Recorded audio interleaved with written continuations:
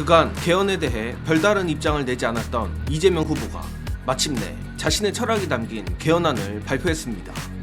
그런데 개헌안과 더불어 대한민국 정치 보복의 악순환을 끊을 신의 한 수까지 선보였으니 바로 검찰을 포함한 수사기관장들의 국회 동의 추진입니다.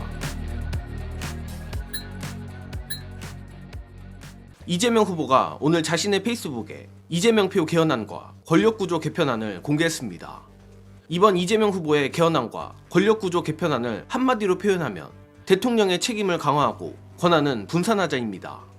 구체적으로는 현재 국민들이 강하게 바라고 있는 대통령 4년 중임제, 대통령 결선 투표제 등을 거론했는데 정리는 개인적으로 가장 눈에 띄는 것은 국회의 견제 기능 강화 부분입니다.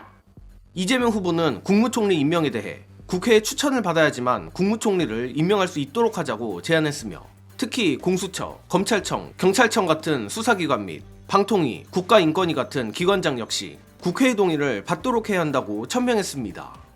국무총리의 경우 현행 대통령 지명 후 국회 동의 방식을 국회 추천으로 바꿈으로써 외형적으로는 국회의 권한을 더 존중하면서도 동의가 추천으로 사실상 선호 과정만 바뀐 점, 또 민주당이 국회 다수당인 만큼 총리 인선에 큰 변화가 생기지는 않을 것으로 봅니다.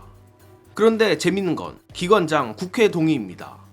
이재명 후보는 대통령이 권력기관을 사유화하지 못하게 해야 한다며 국회의 동의 없이 기관장 임명을 강행할 수 있는 현행 규정의 근본적 개혁을 예고했습니다.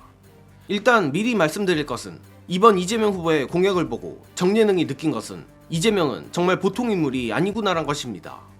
지금까지 이른바 제왕적 대통령제의 핵심은 국회의 견제를 받지 않는 인사를 통해 그 중에서도 수사기관 인사를 통해 견제를 담당하는 국회를 겁박한 것이라 해도 과언이 아닙니다. 이는 보수 정권은 두말할 필요도 없고 의도와는 다르게 흘러갔을진 모르겠지만 윤석열을 검찰총장으로 임명한 문재인 정권도 이 비판을 피할 수 없습니다. 게다가 행정부의 칼이 행정부의 수장을 치고 쿠데타까지 일으키는 사태를 우리는 목도했습니다. 따라서 적어도 행정부의 칼을 임명하는 것만큼은 국민의 대의기관 국회의 동의를 받게 하여 국민 무서운 줄 아는 검찰총장, 공수처장, 경찰청장을 뽑겠다는 것입니다. 이를 통해 이재명 후보는 매 정권마다 자행되는 정치보복, 검찰 쿠데타 등의 악순환의 고리를 끊겠다는 것인데 다만 정예능이 이재명이 보통 인물이 아니다라 말한 건 이것 때문만은 아닙니다. 솔직히 까놓고 말해 수사기관장 임명에 있어 국회의 동의가 필요하게 되면 행정부로서도 여야에게 모두 잘 보이는 인물 또는 이도저도 아닌 무색무취한 인물을 임명할 수밖에 없습니다. 물론 이런 인물이 윤석열 같은 괴물보다야 낫겠지만 문제는 썩은 고름조차도 방치할 가능성이 높다는 겁니다. 그런데 이재명 후보와 민주당은 이 부분에 대해서도 깊은 고민을 한 것이 아닌가 합니다. 일단 현재 국회 다수당은 민주당입니다. 국민의힘이 아무리 난리를 쳐도 국회 동의의 주체는 민주당입니다. 즉 최소한 다음 총선이 있는 2028년까지 이재명 정권의 철학이 담긴 인사를 임명하는 데에는 그 어떤 문제도 없고 결과적으로 명분과 실리 두 마리 토끼를 다 잡은 공약인 것입니다.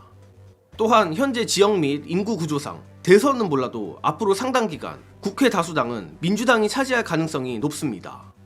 예를 들어 민주당은 명실상부 수도권 정당이 됐고 향후 영남지방이 국힘에 또 몰표를 주더라도 수도권에서 51% 정도의 지지 기반만 있으면 국회 절반 이상의 의석은 민주당이 확보한 것이나 마찬가지입니다. 따라서 이번 이재명 후보의 공약 발표는 이러한 철저한 계산하에 이뤄진 것으로 보며 만에 하나 대통령 권력이 바뀐 상황까지 염두에 두어 국회가 행정부를 철저히 견제할 수 있는 기반을 닦은 것으로 생각합니다. 또 하나 이번 공약 발표에서 눈여겨볼 대목은 검찰의 영장 청구권 독점 규정을 폐지한다는 겁니다. 검찰이 이토록 썩어가면서도 배짱을 부릴 수 있던 이유는 지난 김성훈 구속영장 신청 기각 등의 사례에서 볼 수 있듯 기소 독점주의와 더불어 다른 수사기관들의 수사를 합법적으로 방해할 수 있는 영장 청구권 독점 때문입니다. 이재명 후보는 이에 대해 적법한 권한을 가진 다른 기관이 영장을 청구할 수 있게 함으로써 수사기관끼리 견제가 가능해야 한다고 밝혔는데 이는 검찰의 타 수사기관 수사 방해를 봉쇄함으로써 검찰의 제19 감싸기를 불가능하게 만들겠다는 것입니다. 자, 이렇게 핵심을 찌르면서 수십 년 미래 포석까지 계산한 공약들을 내는 걸 보면 역시 이재명 후보와 민주당이 치열한 고민을 한 것 같습니다. 천둥벌거숭이처럼 나댔던 검찰도 결국엔 처절한 단죄 후 민주주의 테두리 안에 들어오는 모양이나 다만 검찰만큼이나 삭제해준하는 개혁을 해야 할 대상이 있으니 바로 법원입니다. 특히 검찰이 겁대가리를 상실하고 정치에 개입했다면 법원은 오만하고 교활하게 정치에 개입한 조직이라 할 수 있으며, 일단 검찰, 공수처, 경찰 등은 행정부 산하 조직이고 이재명 후보와 민주당 의지가 워낙에 확고한 덕에 큰 걱정은 없지만 법원이야말로 견제를 받지 않는 조직이란 것이 문제입니다.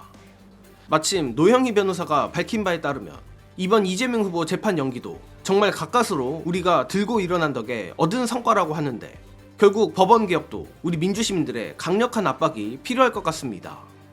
끝으로 관련 영상 공유드리며 이번 소식은 여기서 마칩니다. 시청해주신 여러분 감사합니다. 제가 또 나중에 밝히겠지만 확인한 바로는 서울고등법원에서 이재건 부장 있는 그 재판부에서 재판기를 바꿨잖아요. 5월 15일 날 하려고 했다가 그것도 다 이유가 있대요. 원래 정말로 바꾸려고 했었던 것이 아니라 놀래서 바꿨다는 거예요. 여론 때문에. 자기네들이 그렇게 선고하고 나면은 이재명에 대해서 이재명 범죄자, 나쁜 놈, 저런 사람 뽑으면 안 되지, 이런 쪽으로 여론이 흘러갈 줄 알았대요. 왜? 프레임을 잡았으니까. 우리는 대법원장을 비롯한 대법관 10명이 얘기하는 거니까. 우리들이 제일 정확한 사람들이고 편견이 없다고 사람들이 생각할 테니까. 그랬는데 악불사, 그게 아니라는 게 확인이 된 거잖아요. 너무 놀라가지고 그 연휴 때였잖아요. 그때가 5월 1일 하고 난 다음에 연휴 때 다들 너무너무 놀라가지고, 그래서 결국은 바뀌었다는 겁니다. 결국 대한민국 바꾸는 가능성 거는, 농후합니다. 대한민국을 바꾸는 건 결국은 국민이다. 국민밖에 없다는 걸 다시 한번 느끼게 됩니다. 아니, 우리가 까딱 잘못했으면 큰일 날 뻔했다니까요. 진짜로. 나는 대한민국이 왜 이렇게 변해버렸는지 모르겠어요. 우리나라가 이러진 않았잖아요. 이렇게 엉터리는 아니었죠. 그래서 대법관 정도 되면 그래도 조심하기도 하고 그랬는데